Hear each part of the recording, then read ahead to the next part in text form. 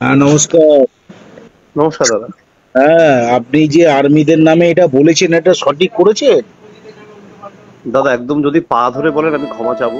কিন্তু আমি এটা থেকে যদি আমি আমার কি সাজা হতে পারে বা আমি কিভাবে এখান থেকে বাঁচতে পারি যদি একটু আমাকে বলেন দাদা। প্লিজ আমাকে ক্ষমা করে দাও, হুম। প্লিজ প্লিজ আমাকে ক্ষমা করে দাও। কিসের সরি? যেই দেশে তুমি শান্তিতে ঘুমোতে পারছো ওই সৈনিকদের জন্য, তুমি তাদের পিছনে কাঠি করছো, তাদেরকে নিয়ে অশ্লীল কথা বলছো। তারা তোমাকে ছেড়ে দেবে দাদা? আমার কি সাজা হতে পারে বা আমি কিভাবে এখান থেকে বাঁচতে পারি যদি একটু আমাকে বলেন দাদা। কোনো কথা হবে না বস, এখন শুধু পদে পদে কেলানো শুধু হবে। ওই চেলা কাঠ দিয়ে পেঁদানো হবে, আর কোনো কথা হবে না। আমি ভীষণ লজ্জিত, পারলে ভাইটাকে একটু চেষ্টা করবেন যাতে।